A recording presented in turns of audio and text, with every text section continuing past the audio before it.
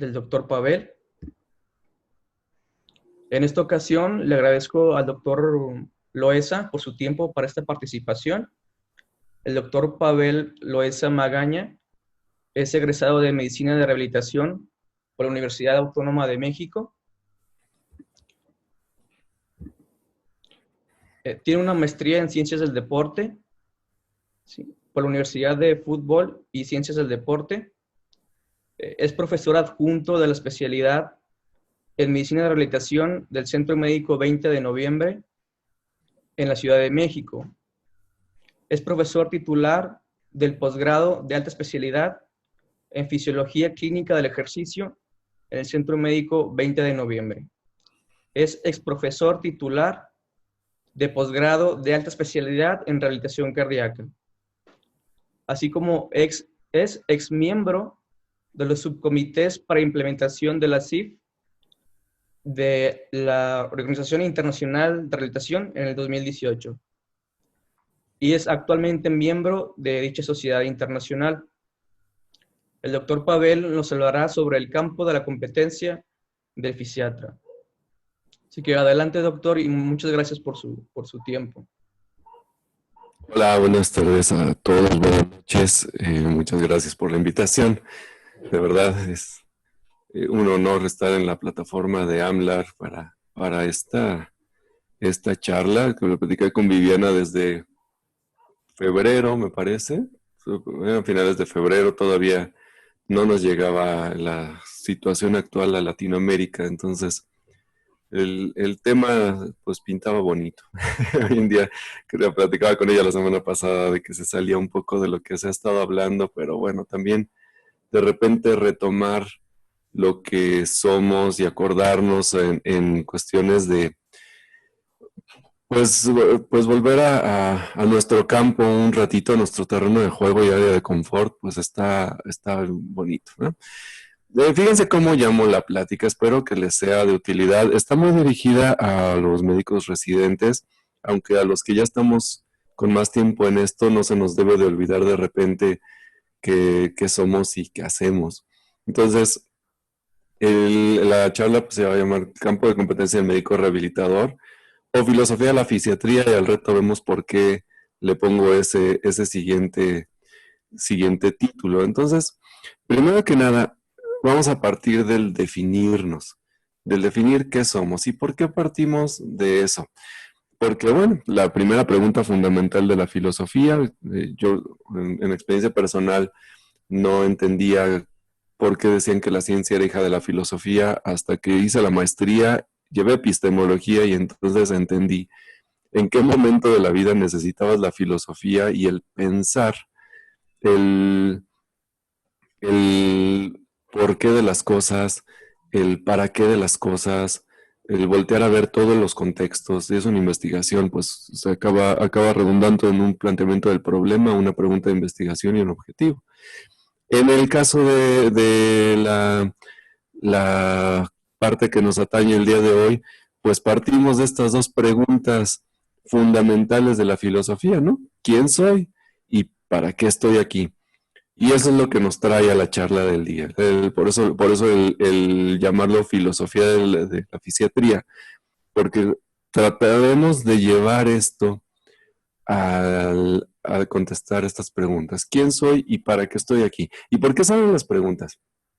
Porque finalmente algo que llega a suceder, lo platicas con colegas, lo platicas con compañeros que ya, sobre todo recién egresados, o que ya están en el R3, en el R4, y tienen cierto conflicto existencial porque estamos inmersos en un mundo donde no somos los únicos personajes, ¿no? Tenemos a nuestros compañeros de terapia física, de terapia ocupacional, pero también tenemos mucha presión por parte de compañeros neurólogos, ortopedistas, cirujanos y todo que nos brincan, pasan con los otros equipos directamente y que realmente no saben qué somos, para qué estamos y que ellos mismos no entienden para qué está un fisiatra, si pueden tener al terapeuta al lado, ¿no?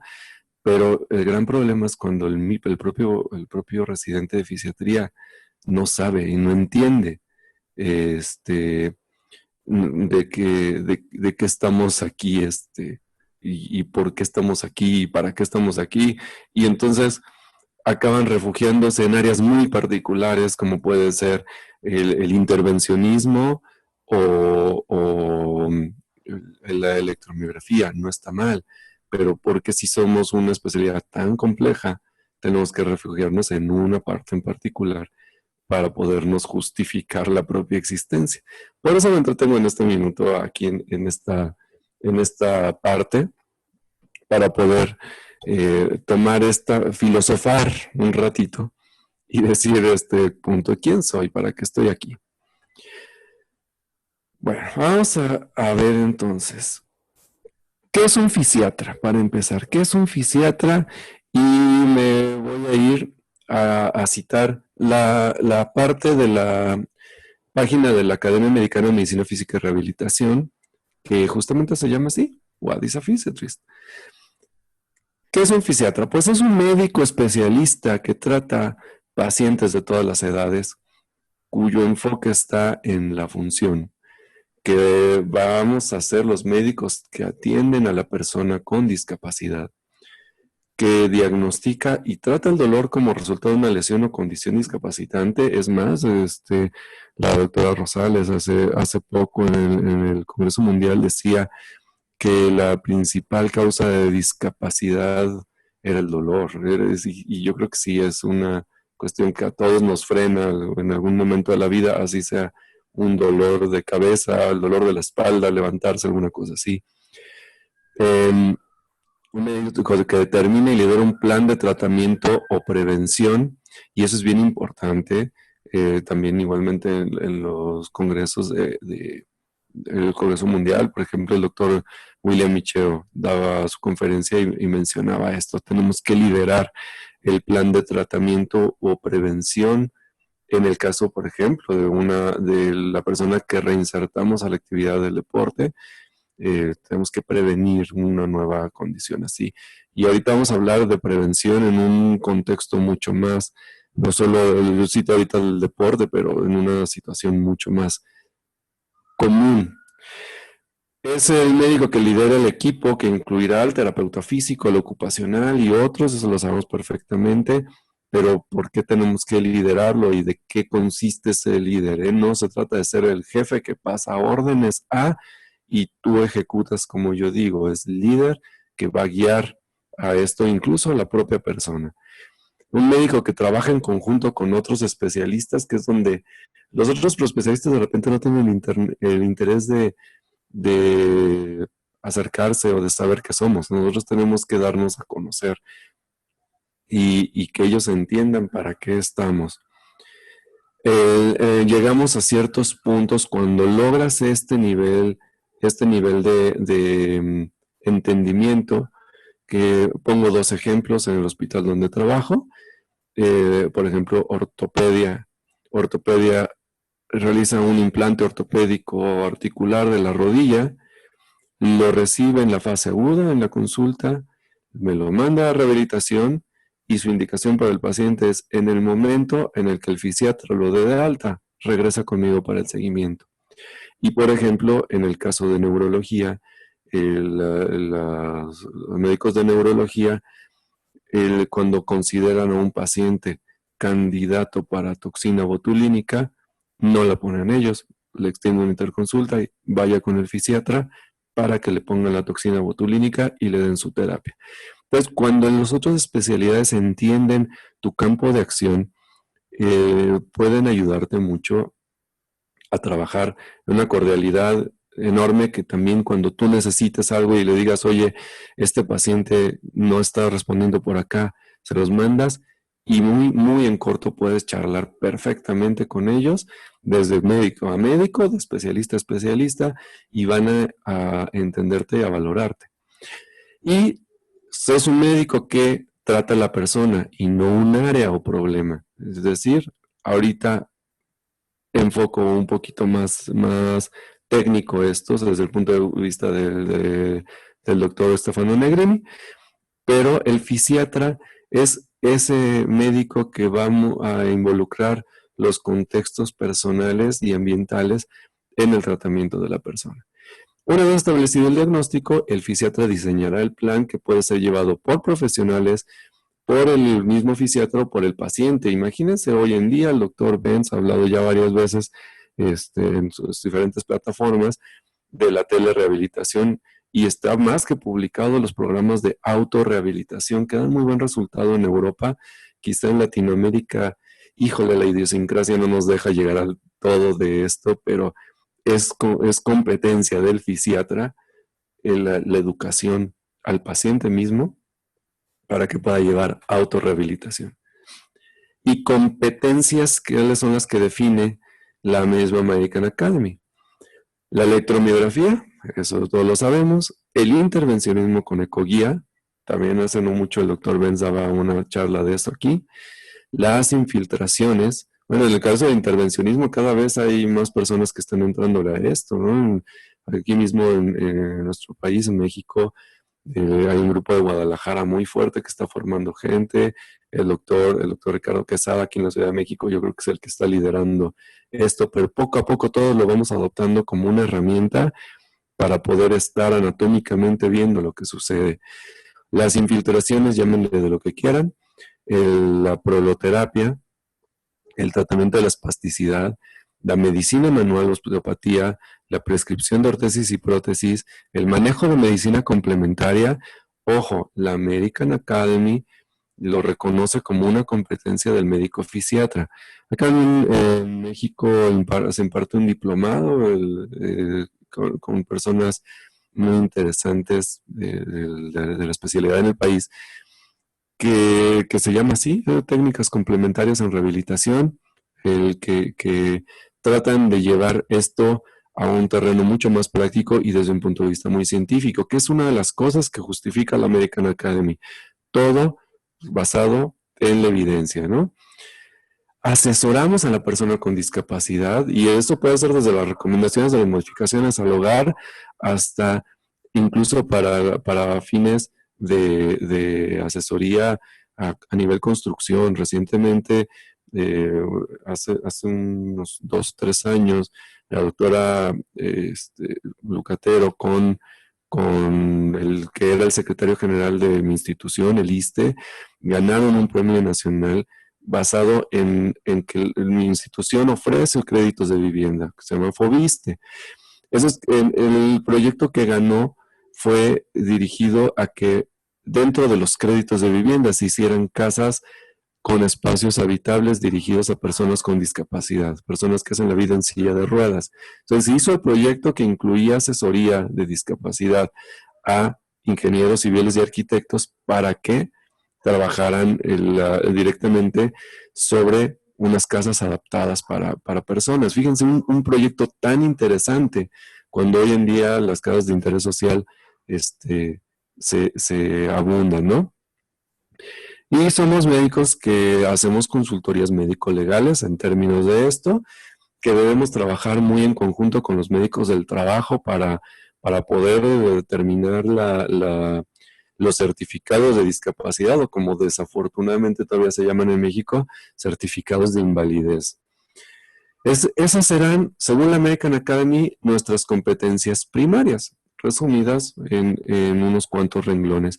Sin embargo, el libro blanco de las especialidades de la Unión Europea compila la parte 1, y así se llama, el campo de competencia de los médicos de medicina física y rehabilitación, en su edición 2014, la parte 1 del libro es un compendio de 219 páginas donde desarrollan explícitamente cada una de nuestras competencias. Es un documento muy interesante donde no esperemos encontrar tanto de medicina como estamos acostumbrados. Es un documento que nos va a arrojar planes de acción, diseños de objetivos, definiciones y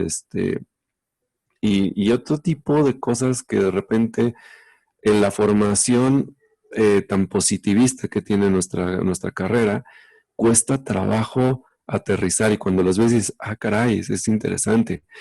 Este grupo de la Unión Europea está liderado por el doctor Christoph Gutenbrunner de la Universidad de Hannover.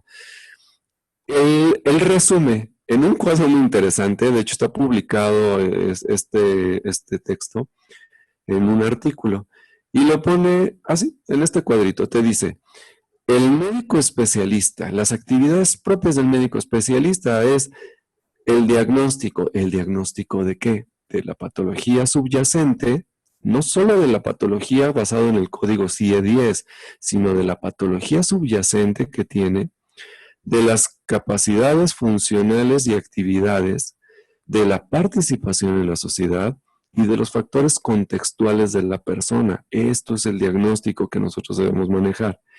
Y las intervenciones que hacemos son el tratamiento médico, no olvidar, muchos médicos en ciertos países, cuando caen en este conflicto existencial del que yo hablaba, resulta que olvidan su parte médica y entonces dicen, no, el medicamento se lo dará el ortopedista, no, el medicamento, bueno, si es un medicamento que nos va a ayudar a hacer el tratamiento de rehabilitación, es competencia nuestra.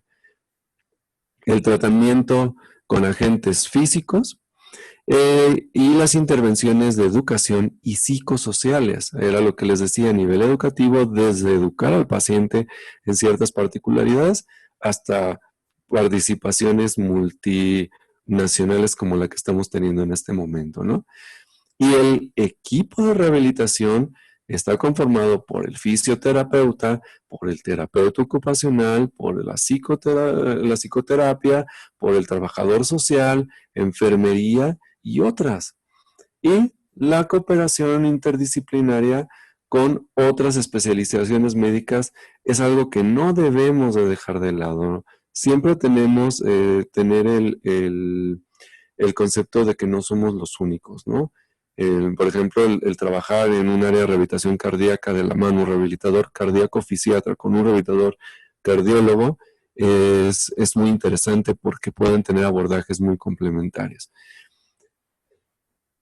¿Qué vimos además? Esta diapositiva es una fotografía de la conferencia, una de las conferencias presentadas ahora en Orlando en el mes de marzo y la presento tal cual porque no es mía, ¿no? ¿Qué te dice el modelo europeo de los programas de rehabilitación? Pues bueno, tenemos la evaluación de especialidad de dolor por el fisiatra, las modalidades terapéuticas de restauración, tratamientos regenerativos, cosa que no está no está observado en el texto de Gutenbrunner ni está observado en la American Academy, pero el tratamiento con medicina regenerativa es algo que se viene. Medicamentos, ejercicio terapéutico, por Dios, de repente las bases de ejercicio terapéutico nos quedan lo que sigue de cortas y esto es uno de los grandes huecos que tenemos que aprender a cubrir.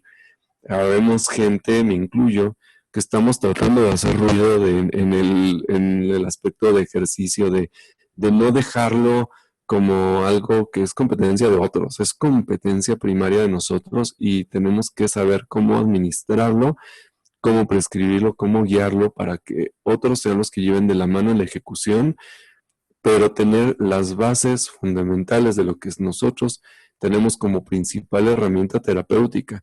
Y la principal herramienta terapéutica no va a ser el calor, el láser, esto, va a ser principalmente el ejercicio terapéutico. Terapia ambiental y cognitiva, higiene del sueño, modulación del dolor e incluso la terapia recreacional como componentes fundamentales del programa de rehabilitación indicado por el médico fisiatra. ¿Cuántos de nosotros realmente nuestras indicaciones arrojamos cada uno de estos componentes? Sería bueno hacer una autocrítica y ver que de repente quizá nos faltan algunas cositas. Tras una amplia revisión que se dio el año pasado en la ISPAM, se desarrolló el cuadro de competencias básicas que deberían de tener todos los programas de fisiatría a nivel mundial. Y esto es interesante porque se compiló a lo largo del año, se nos citó a varios de los miembros, se nos mandaron los textos, nos mandaron los preliminares, se nos decía, oigan, participen, apoyen, revisen, Obviamente esto está liderado por gente de la talla del doctor Walter Frontera, del doctor Joel de Lisa, etcétera, etcétera, gente que está muy metida en la educación médica y que la ESPN toma el mando de esto para decir, tenemos que tratar de unificar los programas formativos para que no sean tan diferentes en todos los países. Y cito textual lo que dice el documento.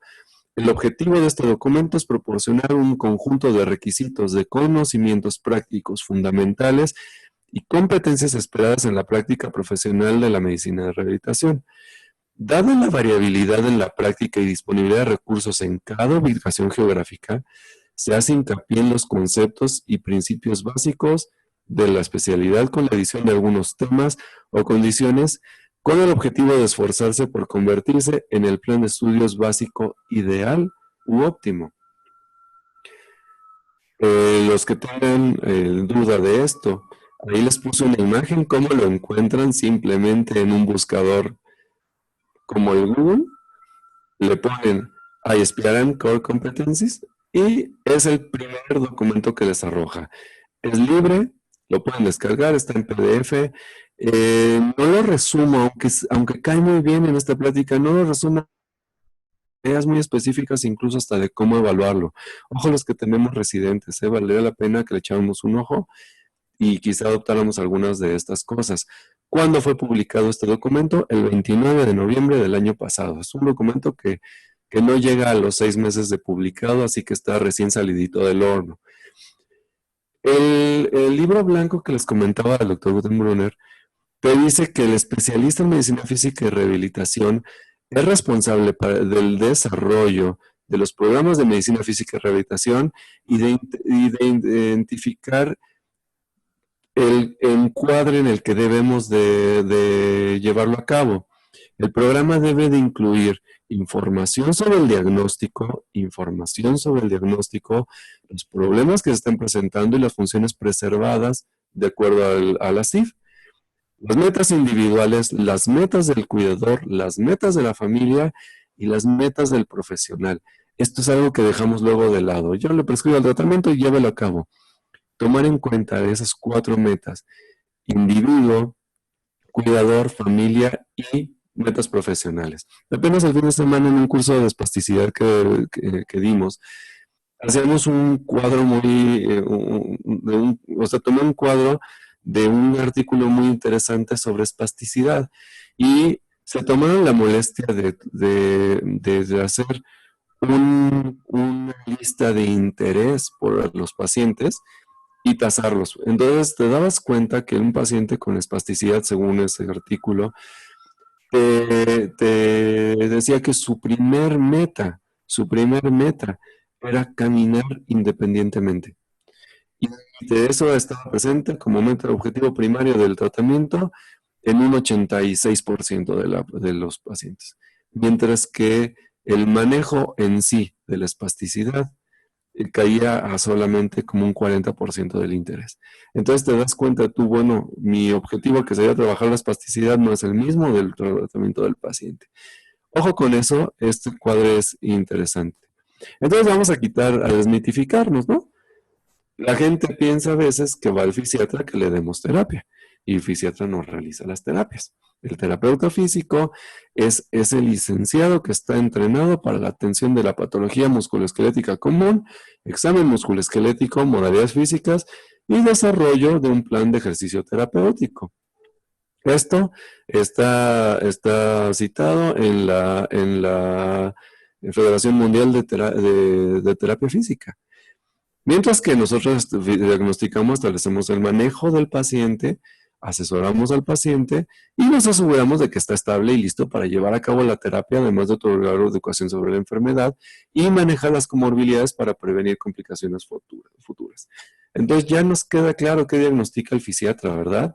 Que es el médico que diagnostica la patología subyacente, capacidades físicas, actividades, participación y factores contextuales. Pero bueno, todo tiene un desarrollo histórico. Ya conocemos muchos esta imagen, una prótesis una prótesis de madera encontrada en una momia egipcia. Sabemos que médicos famosísimos como Avicena en plena Edad Media ya empleaban modalidades físicas como la masoterapia, que fue derivando poco a poco en la osteopatía, la medicina manual. Utilizaban agentes físicos como el calor, como los lodos calientes, las aguas termales y demás, para manejo del dolor, sobre todo lumbar y del cuello. Manejaban frío para controlar la fiebre, que esto se fue adoptando en las sociedades europeas para manejos de ciertas condiciones cuando fue pasando la Edad Oscura. Pero bueno, todo fue utilizado de manera empírica y todo. Entonces, ¿cuándo se establece la formalidad en la medicina de rehabilitación? Se empieza a hablar de que se desarrolla un poco más formal en los 30 en Estados Unidos, pero el boom de la rehabilitación viene después de la Segunda Guerra Mundial, cuando había que tratar a los veteranos de guerra. En Francia, antes de la Primera Guerra Mundial, estaba el hospital de convalecientes y de rehabilitación. Yo creo que las personas que hayan tenido o hayamos tenido la fortuna de conocer París, habremos visitado obligadamente este lugar conocido como Los Inválidos. Ese lugar de los inválidos era el hospital a donde remitían a los soldados después de la Revolución Francesa. Hoy en día ahí está incluso el mausoleo de los Napoleón. Y ahí se estableció el primer hospital de rehabilitación y convalecientes. La expresión de medicina física fue utilizada por primera vez por el Hospital de Londres en Inglaterra en 1921, pero este término de medicina física dependía de los servicios de radiología, no de un servicio aparte, era parte de los servicios de radiología.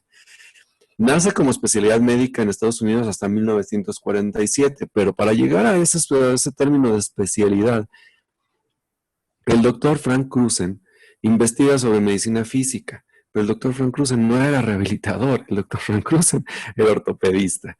Entonces, él empieza un programa de terapia física en Temple University y la traslada a la Clínica Mayo en 1936 y desarrolla un programa de medicina física y hace un programa de preparación de 3 años que nombran médicos de medicina física. A la par de esto, se desarrollan las primeras escuelas de fisioterapia desprendiendo de los cuidados de enfermería. Entonces, en Lieja, en 1930, se establece una asociación internacional de medicina física y fisioterapia. A la par, como les digo, dependientes de médicos y de enfermeras que se fueron preparando para atender a la persona con discapacidad. Esta asociación deja de existir en la Segunda Guerra Mundial. En 1938 el doctor Cruzen acuña el término fisiatra y hasta 1946, 8 años después, es reconocido como tal por la Academia Americana de Medicina. Fíjense, Academia Americana de Medicina lo reconoce como término en 1946 y nace la especialidad médica en 1947, un año después. La International Federation of Physical and Rehabilitation Medicine nace el 10 de mayo de 1950 y ahí tuvo metida la nariz el doctor Cruzen, pero también gente de Inglaterra, de Francia y de Bélgica. Y nace esta primera federación internacional. Y hasta 1952 se hace el primer Congreso Internacional en Londres, del 13 al 18 de julio, cuyo tema es la importancia de la práctica clínica. Es el primer Congreso Internacional de Medicina Física y las personas que fueron llamados a participar de ese primer congreso no solo eran médicos de medicina física ya dentro del programa formal del doctor Cruzen y de las escuelas europeas, sino se citó a los servicios de radiología que tenían medicina física para participar de este congreso internacional. Entonces, fíjense qué interesante, ¿no? Desprendemos de la ortopedia, desprendemos de las modalidades físicas a través de la radiología y se va formalizando una rama común. Entonces, en el mismo 1947, los doctores Cruzen, Seiter y Coulter proponen el primer American Board, o el American Board como tal, de medicina física y rehabilitación. El doctor Cruzen es el primer director de este, y el doctor Coulter es el primer presidente de la American Academy de Medicina Física y Rehabilitación. Y la primera certificación que otorga el American Board es el 31 de agosto de 1947, y aquí lo tienen en la pantalla. Lo vemos, el que se le otorgó al doctor John Coulter, y está firmado por el doctor Frank Cruzen.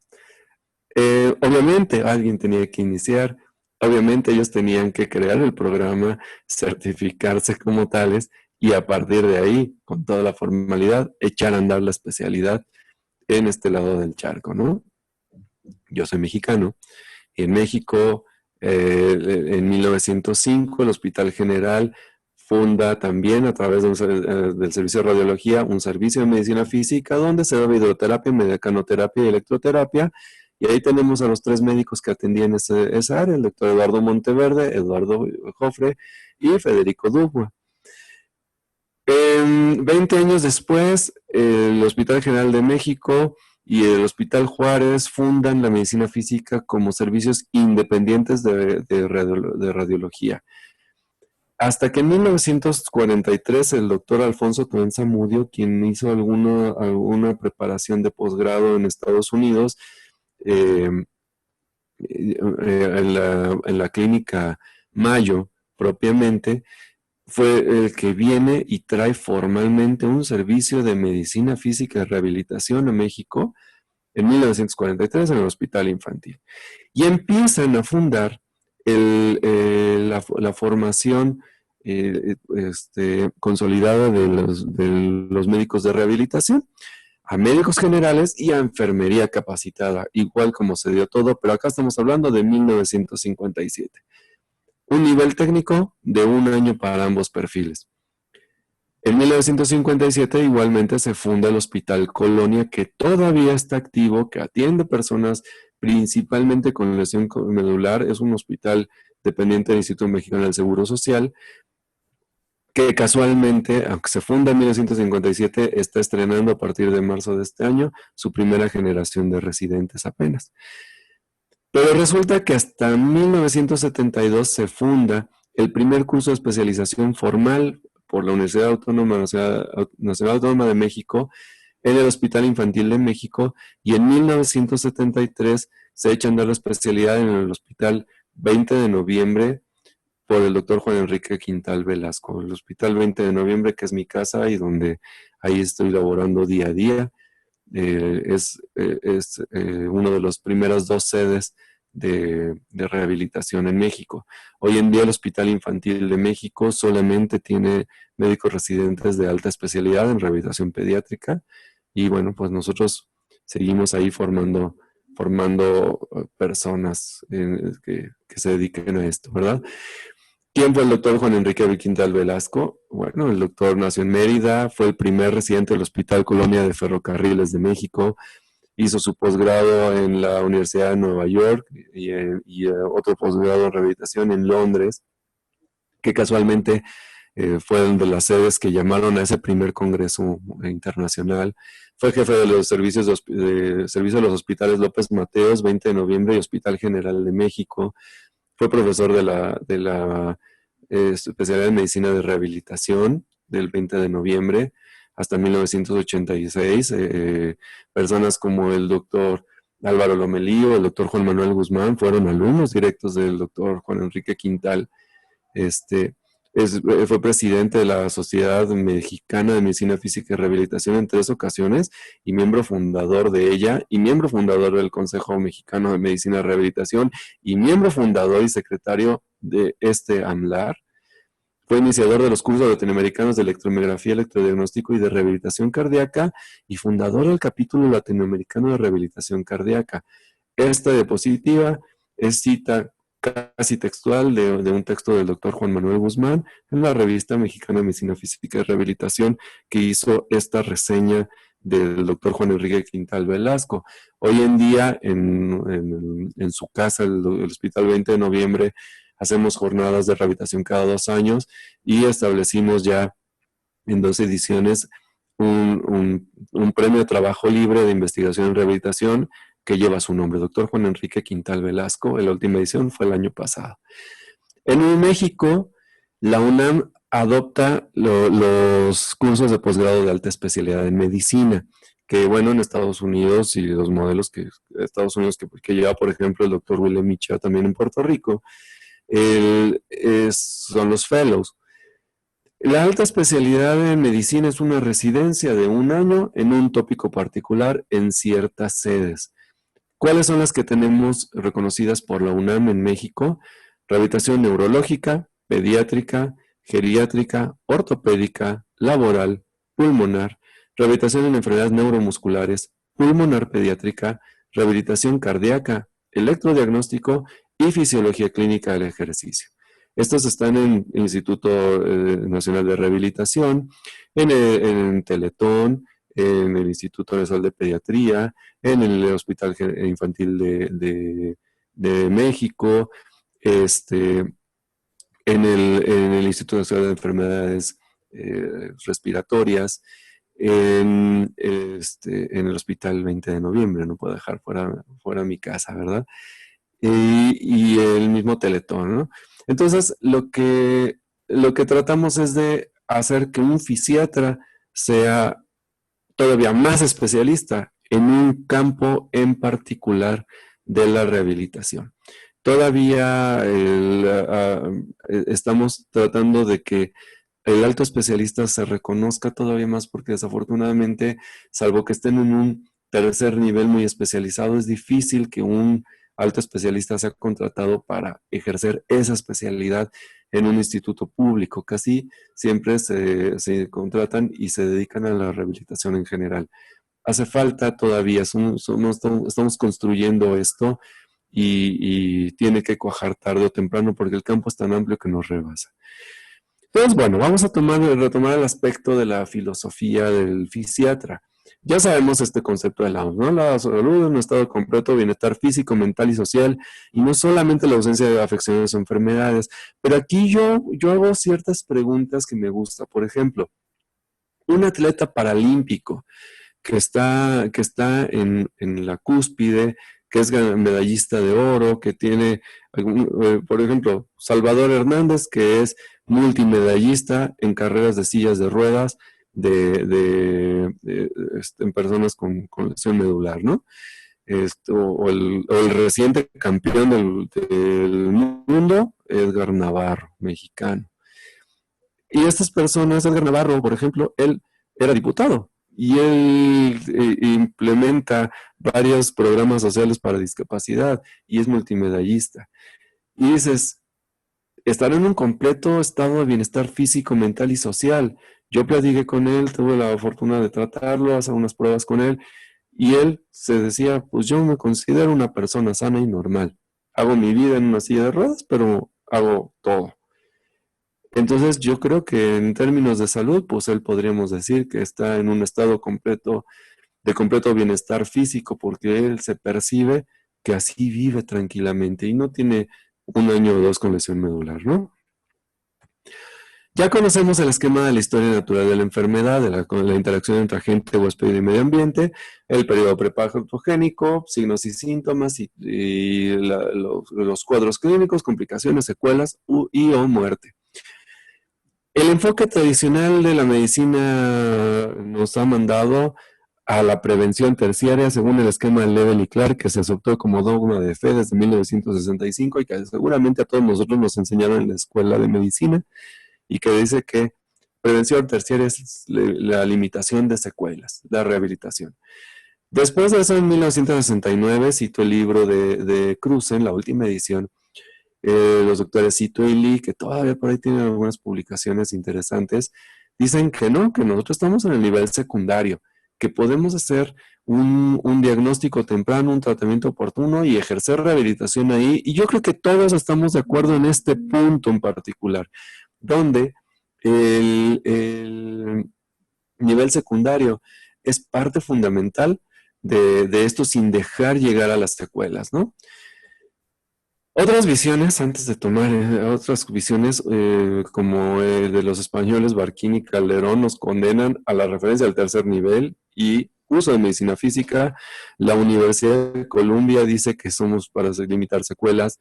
Otro gran epidemiólogo, Carrada Bravo, dice que no tanto, porque hacer prevención es evitar o reducir la exposición a las causas conocidas para evitar el inicio de la enfermedad, hacer la detección y el tratamiento oportuno. Y otros autores dicen que podemos evitar las secuelas o disminuir la incidencia de secuelas en enfermedades severas. Autores mexicanos como el doctor Pedro Arias Vázquez menciona que hay falta de programas de prevención a nivel social, a nivel nacional, y enfatizan la importancia de la rehabilitación como un tratamiento preventivo. Solo hace unos años lanzamos una propuesta por ahí que le llamábamos la rehabilitación preventiva. ¿Y qué es esto? Bueno, desde un punto de vista filosófico, sigo a seguir filosofando. Nos llamamos medicina de rehabilitación, pero ¿qué es medicina? El arte y ciencia de prevenir y curar las enfermedades. Entonces, epistemológicamente, la medicina no solo forma la parte curativa, sino la prevención. Y entonces, la prevención va a influir en el ente biopsicosocial, que son lo que nos enseñan que es el huésped, ¿no? Un ente biopsicosocial que debe de tener cuidados en esas tres esferas. Entonces, la medicina de rehabilitación resulta que atiende a las tres esferas, precisamente, la enfermedad, el individuo y el entorno, el agente, el huésped y el medio ambiente. Y de hecho creo que somos de las muy pocas especialidades, no voy a decir la única, porque no somos la única, pero sí de las muy pocas especialidades que lleva una visión a los tres puntos de la interacción del ciclo salud-enfermedad, agente, huésped y medio ambiente. Entonces, rehabilitación preventiva sí se puede considerar así. ¿Por qué? Porque medicina de rehabilitación, desde este concepto filosófico hipocrático, debería ser entonces el arte y ciencia de prevenir y curar las enfermedades discapacitantes.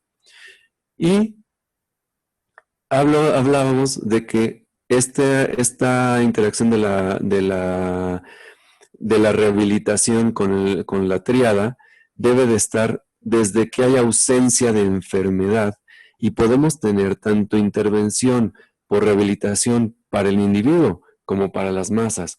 Por ejemplo, si entramos actualmente, y esto se está dando mucho, ahorita se está dando mucho con la pandemia. Si vemos al individuo por telerehabilitación, podemos darle ciertas medidas preventivas. Si vemos programas que se tratan de hacer a nivel global, estaremos haciendo rehabilitación preventiva. Hace poquito hablaban de esa aplicación llamada ViviFrail y les recomiendo, es hecha por el grupo del doctor Miquel Izquierdo de España. No es fisiatra, pero se ha metido terrible con esto, y de Robinson Ramírez Vélez, ese grupo de trabajo muy interesante. Robinson está en Colombia, y ese programa, bajen la app ViviFrail y conózcanlo. Eso es hacer rehabilitación preventiva para masas. Voy a citar un ejemplo. Nuevamente vemos a un paciente con EB6 isquémico, secundario a ¿qué? A diabetes y dislipidemia. Y nos lo mandan para un manejo en tercer nivel, porque tenemos que darle tratamiento a las secuelas. Y terapia física, terapia ocupacional, ortesis, medicamentos. Pero resulta que aquí hacemos una intervención que es el manejo de prevención de caídas. Le damos pláticas, modificamos factores de riesgo como el uso de bastón, las modificaciones al hogar y todo. Si hubiéramos trabajado en un segundo nivel de prevención, cuando solo tiene diabetes e hipertensión o dislipidemia, hubiéramos hecho ejercicio aeróbico para estos factores de riesgo y controlamos los factores de riesgo cerebral y cardíaco, no hubiera llegado al tercer nivel, que hubiera sido, que es el EB6 isquémico. Pero si antes de eso hacemos una promoción de la salud y protección específica, cuando esta persona está desarrollando síndrome metabólico, pero todavía no tiene hipertensión, todavía no tiene diabetes, hacemos control de factores de riesgo y modificamos hábitos de vida, podemos hacer una prevención primaria de un eventual EB6 químico. Pero si además yo a esto le doy, porque es una persona que se está volviendo mayor, las pláticas preventivas para hacer esto de o prevenir esto de las caídas, le puedo hacer prevención primaria de trastornos ortopédicos como una fractura de coles o una fractura de cadera. Y entonces hice prevención primaria de una patología ortopédica y de una patología neurológica. Esto es voltear a verlo como prevención y rehabilitación preventiva, porque además esto lo vamos a hacer nosotros, no se lo vamos a dejar al endocrinólogo porque no es su campo de competencia. Esto de acá, de las pláticas, modificación de factores de riesgo para caídas y demás, no lo va a hacer absolutamente nadie más.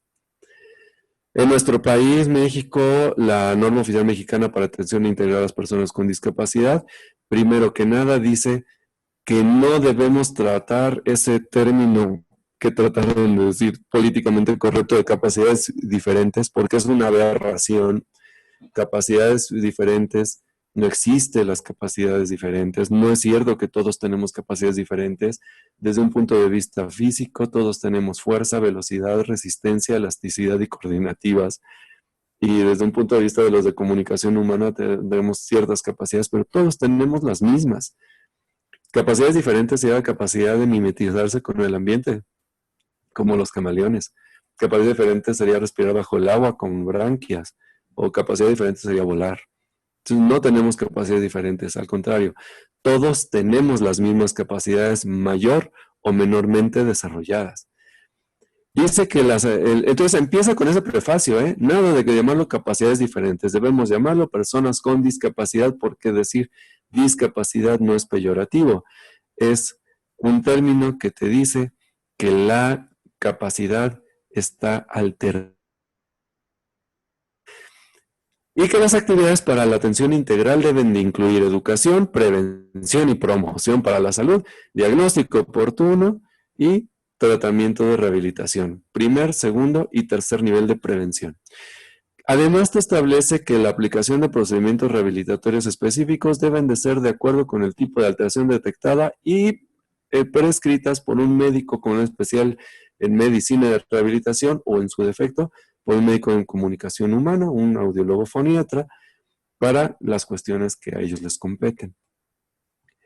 ¿De qué tamaño es nuestro problema? Bueno, la OMS dice que hay más de 1.000 millones de personas, o sea, 15% de la población mundial, con alguna forma de discapacidad, que entre 110 y 190 millones de adultos tienen dificultades considerables para funcionar en el medio ambiente, que las tasas de discapacidad están aumentando, y esto por las enfermedades crónicas, y que las personas con discapacidad tienen menos acceso a los servicios de asistencia sanitaria y por lo tanto necesidades insatisfechas. Son personas vulnerables y tienen menos accesibilidad.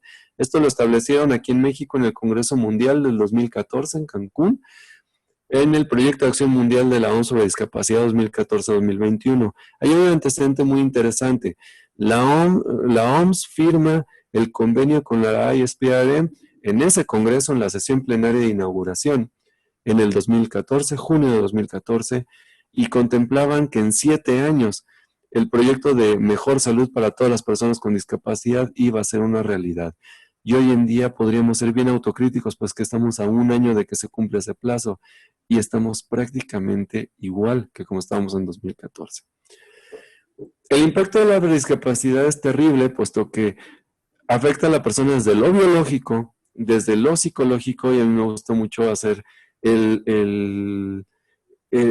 o sea, es un ejemplo muy catastrófico, pero la persona que tiene un accidente de motocicleta y queda con una lesión medular, iba conduciendo su motocicleta para ir a trabajar y a partir de ahora no vas a volver a caminar en tu vida. O el que se levantó, estaba preparándose su café para irse a trabajar y le da un infarto cerebral. El aspecto, no solo lo biológico, sino lo psicológico, es terrible. Y en lo social, la parte cultural, la inaccesibilidad para laborar y en el aspecto económico. Es terrible. Hay un análisis donde una persona con un infarto cerebral en pesos mexicanos gasta arriba de 150,000 pesos anuales en atención a la discapacidad. Es decir, en sus traslados, en sus limitaciones, en la red de apoyo, en medicamentos, en ortesis, en condiciones, se gasta más de 100,000 pesos y eso se considera un gasto catastrófico, un gasto que excede muchas veces el ingreso familiar. Hay que considerar que la discapacidad puede ser congénita o adquirida, que puede ser temporal o permanente y que hay enfermedades estáticas y o progresivas. Y entonces nosotros como fisiatras, dentro de nuestras competencias está hacer el análisis desde lo biológico, de lo psicológico y de lo social y del tipo de discapacidad que esta persona va a tener. Una persona, y esto está interesante, en un par de artículos de la doctora Farikan y de la doctora Finch, ambas de Australia, establecen una lesión en el deporte desde el punto de vista de la CIF y dicen, un atleta lesionado, un atleta de alto rendimiento lesionado, es una persona con discapacidad porque se afecta su labor económica, su actividad física, su participación, etcétera. Entonces, tenemos que voltear a ver el contexto en el que ubicamos a la persona con discapacidad que tenemos enfrente. Puede ser, como les decía yo, Edgar Navarro, que es campeón mundial en el Campeonato Mundial de Davos del año pasado, medalla de oro, y era el principal favorito para Tokio 2020. O puede ser una persona que, como nosotros, trabaje día a día y le dé esto. Les recomiendo, para los que no se han echado un clavado a la página de discapacidad y rehabilitación de la Organización Mundial de la Salud, échense un clavado. Esto es una captura de pantalla. Tiene una cantidad de documentos interesantísimos para aprender a ver más allá del consultorio. Médicos residentes que me están escuchando, échenle un ojo y volteen a ver el contexto más allá de su instituto, más allá de su consultorio, más allá de su sede. Yo sé que hoy en día todos somos gente que nos gusta pensar en nosotros y estamos bien entretenidos buscando clases de esto y del otro. Si están siendo residentes, chicos, métanse al 100 en la formación de lo que van a hacer el día de mañana. Hoy están fundando las bases de lo que van a hacer como especialistas. Y de verdad, esta página de la OMS trae cosas bien interesantes para que vean cómo está el mundo, qué hacen otras partes, cómo está África, cómo está Latinoamérica, cómo está Europa, y se comparten muchas guías técnicas, como ven. ¿Alguien había pensado en guía técnica de rehabilitación comunitaria en lepra? Ah, bueno, pues ahí les invito a que vean ese documento. Y alguien ha revisado los 6 manuales de rehabilitación basada en la comunidad. Se van a echar un buen rato leyéndolos, pero van a aprender un montón de cosas. Esto está en la página de la OMS. Y como 2021 ya no nos fue suficiente, Plan de Acción Mundial de 2021, entonces ya lo hicimos al 2030. Y entonces los participantes de la reunión Rehabilitación 2030, un llamado a la acción, reconocen la cantidad de necesidades insatisfechas de rehabilitación en todo el mundo y especialmente en países con bajos ingresos y medios donde es profundo. Este documento, ahí está la liga pegada, ahí lo pueden encontrar. Es un documento de 2 o 3 páginas y te establece que ahora vamos a intentar hacerlo en el 2030, que ojo, la ASPRM, para los que no están inscritos, pueden inscribirse a través de su sociedad o pagar como miembro individual, y los residentes también tienen un capítulo ahí.